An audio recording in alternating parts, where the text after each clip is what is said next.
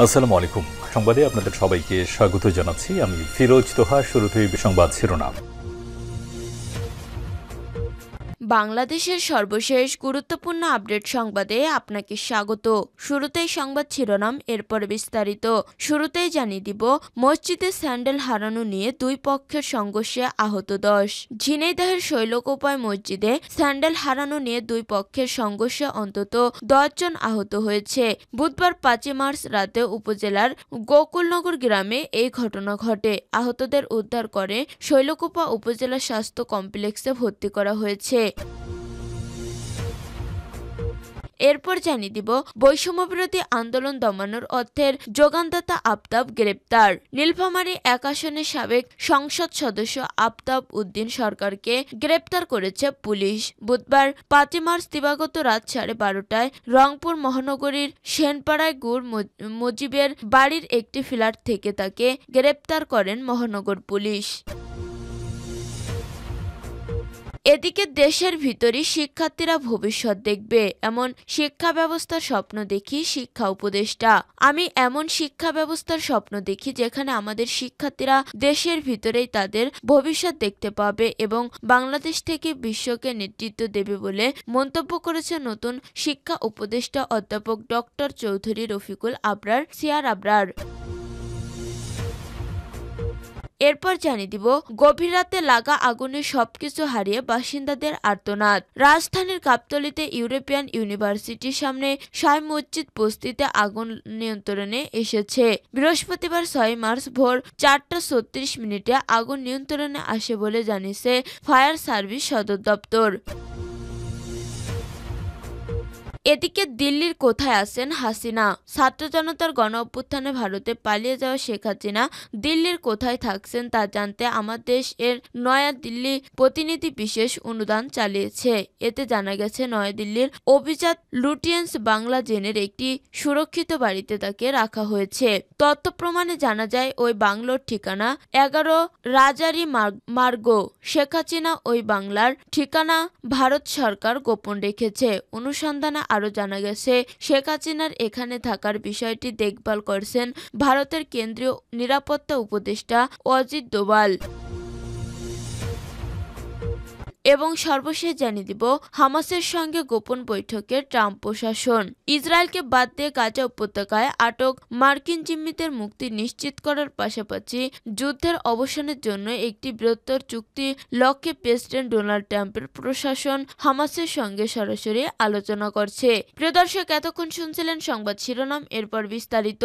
তবে তার আগে বন্ধু, জানিয়ে দিন আপনি কোন স্থান থেকে আমাদের সংবাদটি দেখছেন এবং শুনছেন। জানিয়ে দিন এই সংবাদ সম্পর্কে আপনার মূল্যবান মতামত। আর বন্ধু, আপনি যদি আমাদের চ্যানেলে নতুন হয়ে থাকেন তাহলে ভিডিওটি দেখতে দেখতে চ্যানেলটি সাবস্ক্রাইব করে রাখুন, যাতে করে আমাদের পরবর্তী সংবাদগুলো সবার আগে আপনার কাছে পৌঁছে যায়। এবারে বিস্তারিত। মসজিদে স্যান্ডেল হারানো নিয়ে দুই পক্ষের সংঘর্ষে আহত 10। ঝিনাইদহের শৈলকুপায় মসজিদে স্যান্ডেল হারানো নিয়ে দুই পক্ষের সংঘর্ষে অন্তত 10 জন আহত হয়েছে। বুধবার 5 মার্চ রাতে উপজেলার গোকুলনগর গ্রামে এই ঘটনা ঘটে। আহতদের উদ্ধার করে শৈলকুপা উপজেলা স্বাস্থ্য কমপ্লেক্সে ভর্তি করা হয়েছে। পুলিশ ও স্থানীয়রা জানায়, দীর্ঘদিন ধরে আধিপত্য নিয়ে ওই দিকনগর ইউনিয়ন বিএনপির যুগ্ম সাধারণ সম্পাদক আবুল মালেক ও ইউপি সদস্য মতিয়ার রহমানের সমর্থকদের মধ্যে বিরোধ চলে আসছিল।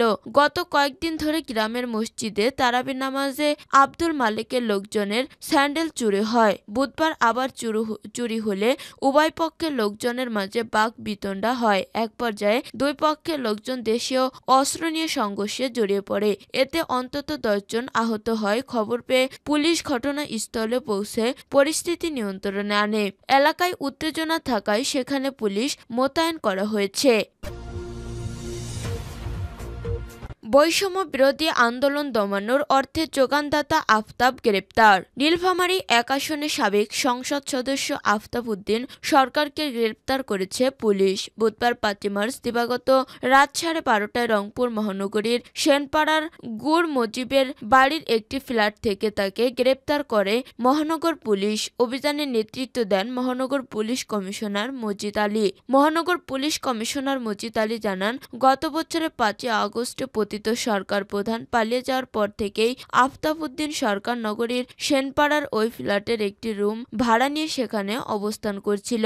গোপন সংবাদের ভিত্তিতে অভিযান চালিয়ে তাকে গ্রেপ্তার করা হয়। তিনি নীলফামারী ১ ডোমার ডিমলা আসনে আওয়ামী লীগের সাধারণ এমপি। তিনি আরও জানান, সাবেক এমপি আফতাব বৈষম্যবিরোধী ছাত্র আন্দোলনের সময় ৪ আগস্ট রংপুর রাজা রামমোহন ক্লাবের সামনে গুলিতে নিহত পথচারী মাহমুদুল হাসান মুন্না হত্যা মামলার আসামি। ওই মামলায় সাবেক সমাজকল্যাণ মন্ত্রী নুরুজ্জামান আহমেদকে রংপুর থেকে গ্রেপ্তার করা হয়। এছাড়া নীলফামারীর ডিমলায় হত্যা চেষ্টা এবং নীলফামারী সদর থানার হত্যা চেষ্টা মামলার আসামি তিনি। পুলিশ কমিশনার জানান, আফতাব উদ্দিন বৈষম্যবিরোধী ছাত্র আন্দোলন দমনের অর্থ যোগানদাতা ছিলেন। এছাড়া বিগত ১৬ বছর বিরোধী দলের উপর নির্যাতন নিপীড়নের অভিযোগ রয়েছে তার নামে। তাকে কোতোয়ালি থানায় নেওয়া হয়েছে। বৃহস্পতিবার তাকে আদালতে তোলা হবে। উল্লেখ্য, ২০১৪ সালে ১০ম জাতীয় সংসদে তিনি প্রথমবার সংসদ সদস্য হন।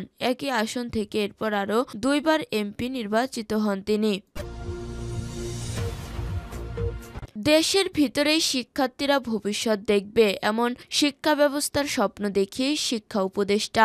আমি এমন শিক্ষা ব্যবস্থার স্বপ্ন দেখি যেখানে আমাদের শিক্ষার্থীরা দেশের ভিতরেই তাদের ভবিষ্যৎ দেখতে পাবে এবং বাংলাদেশ থেকে বিশ্বকে নেতৃত্ব দেবে বলে মন্তব্য করেছেন নতুন শিক্ষা উপদেষ্টা অধ্যাপক ডক্টর চৌধুরী রফিকুল আবরার সিআর আবরার। বুধবার ৫ মার্চ দুপুরে শিক্ষা মন্ত্রণালয়ের দায়িত্ব গ্রহণের পর সাংবাদিকদের সঙ্গে আলাপকালে তিনি এই মন্তব্য করেন। শপথ গ্রহণের পরপরই তিনি শিক্ষা মন্ত্রণালয়ের অফিস করেন। এ সময় তাকে স্বাগত জানান মন্ত্রণালয়ের বিদায়ী এবং বর্তমানে পরিকল্পনা মন্ত্রণালয়ের উপদেষ্টা অধ্যাপক ডক্টর ওহিদ উদ্দিন মাহমুদ। উপস্থিত ছিলেন মাধ্যমিক ও উচ্চ মাধ্যমিক বিভাগের সিনিয়র সচিব সিদ্দিক জুবায়ের এবং কারিগরি ও মাদ্রাসা শিক্ষা বিভাগের সচিব ডক্টর খ ম কবিরুল ইসলাম। উপদেষ্টা বলেন, দেশে বড় ধরনের পরিবর্তন এসেছে।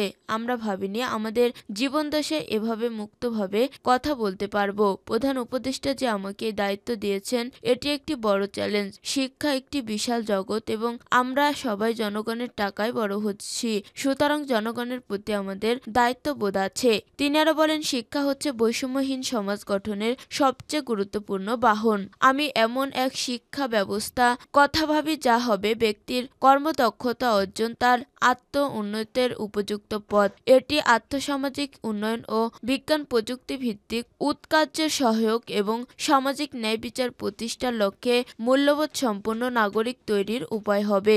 ঢাকা বিশ্ববিদ্যালয়ের আন্তর্জাতিক সম্পর্ক বিভাগের সাবেক শিক্ষক অধ্যাপক সিআর আবরার অন্তর্বর্তী সরকারের নতুন উপদেষ্টা হিসেবে শপথ নেন। বুধবার ৫ মার্চ সকাল ১১টায় বঙ্গভবনে রাষ্ট্রপতি মোহাম্মদ শাহাবুদ্দিন তাকে শপথ বাক্য পাঠ করান। শপথ অনুষ্ঠান পরিচালনা করেন মন্ত্রিপরিষদ সচিব মোহাম্মদ শেখ আবুল রশিদ। নতুন উপদেষ্টা যুক্ত হওয়ার পর অন্তর্বর্তী সরকারের প্রধান উপদেষ্টা সহ মোট উপদেষ্টার সংখ্যা দাঁড়িয়েছে ২৩ জন। শপথের পর উপদেষ্টা সিআর আবরারকে শিক্ষা মন্ত্রণালয়ের দায়িত্ব দিয়ে প্রজ্ঞাপন জারি করা হয়।